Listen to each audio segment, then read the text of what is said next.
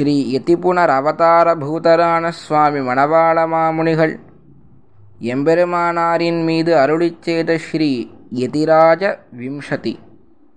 யஸ்துதிம் யதிபதி பிரசாதினீம் வியாஜஹார யதிராஜ விம்சதிம் தம் பிரபன்னஜனசாதகாம் புதம் நௌமி சௌம்ய வரயோகி புங்கவம். श्रीमाधवाङ्घ्रिजलजद्वय नित्यसेवां प्रेमाविलासय पराङ्कुशपादभक्तं कामादिदोषहरमात्मपदाश्रितानां रामानुजं यतिपतिं प्रणमामि मूर्ध्ना.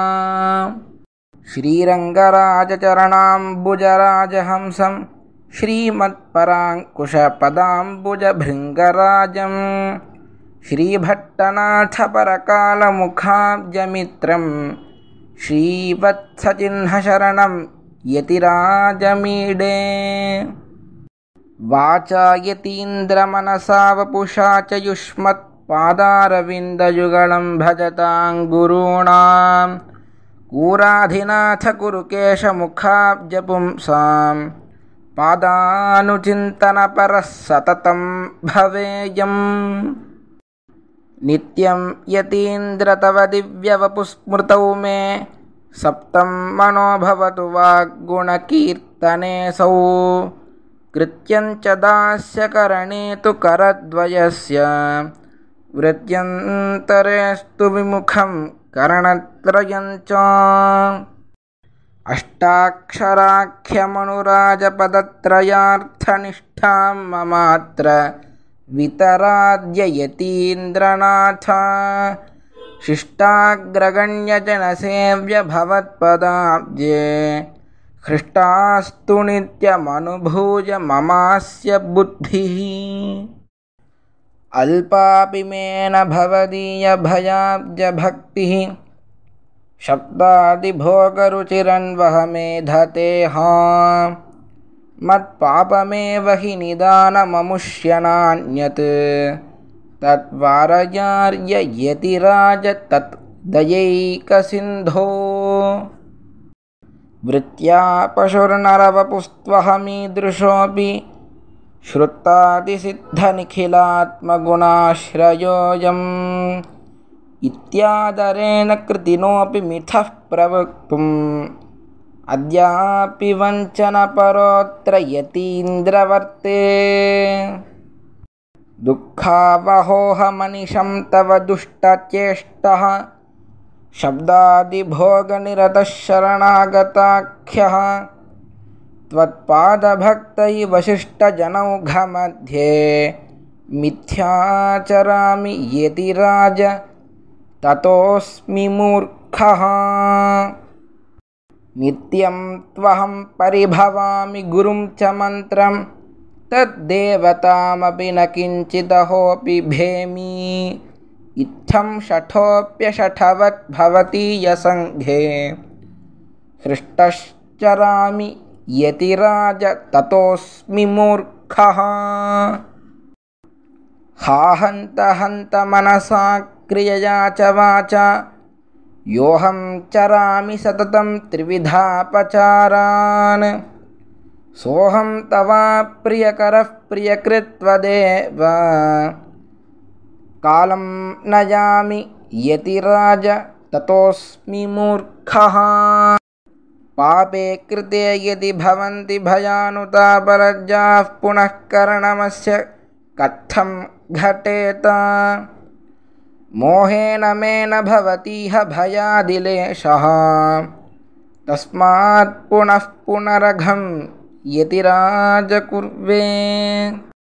अन्तर्बहिः सकलवस्तुषु सन्तमीशमन्धः पुरस्थितमिवाहमवीक्षमाणः.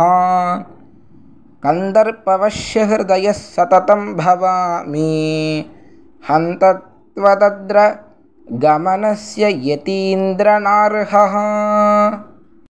तापत्रयीजनितदुःखनिवातिनोऽपि देहस्थितौ मम रुचिस्तु न तन्निवृत्तौ. एतस्य कारणमहो मम पापमेव नाथ त्वमेव हर तद्यतिराजशीघ्रम् वाचामगोचरमहागुणदेशिकाद्य कूराधिनाथ कथिताखिलनैत्यपात्रम् एषोऽहमेव न पुनर्जगतीदृशस्तत् रामानुजार्य करुणैव तु मद्गतिस्ते शुद्धात्मजामुनगुरूत्तमकूरनाथ भट्टाख्यदेशिकवरोक्तसमस्तनैत्यम् अद्यास्त्यसङ्कुचितमेव मयीह लोके तस्माद्यतीन्द्र करुणैव तु मद्गतिस्ते शब्दातिभोगविषया रुचिरस्मदीया नष्टा भवद्विह भवद्दयया यतीन्द्र त्वद्दासदास गणनाचरमावदोख्यः तद्दासतैकरसता विरता ममास्तु श्रुत्यग्रवेद्य निजदिव्यगुणस्वरूपः प्रत्यक्षतामुपगतस्त्विहरङ्गराजः वश्यः सदा भवति ते गिरिराज तस्मात् शक्तः स्वकीयजनपापमिवोचने त्वम् कालत्रयेऽपि करणत्रयनिर्मितातिपापक्रियस्य शरणं भवतः क्षमैव सा च त्वयैव कमलारमणेऽर्थिता यत् क्षेमः स एव हि यतीन्द्रभवश्रितानाम् श्रीमन्यतीन्द्र तव दिव्यपदाब्जसेवाम् श्रीशैलनाथ करुणापरिणामदत्ताम् तामं वहं मम विवर्धयनाथ तस्याः कामं विरुद्धम् अखिलं च निवर्तय त्वम् विज्ञापनं यदिदमद्य तु मामकीनम् अङ्गीकुरुष्व यतिराजदयाम्बुराशे अज्ञो यमात्मगुणलेशविवर्जितश्च तस्मादनन्यशरणो भवतीति मत्वा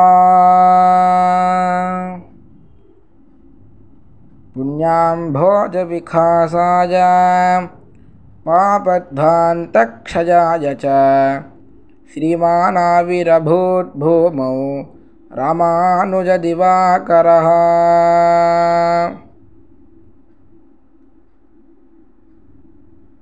श्री यतिराजविंशतिः समाप्तम्।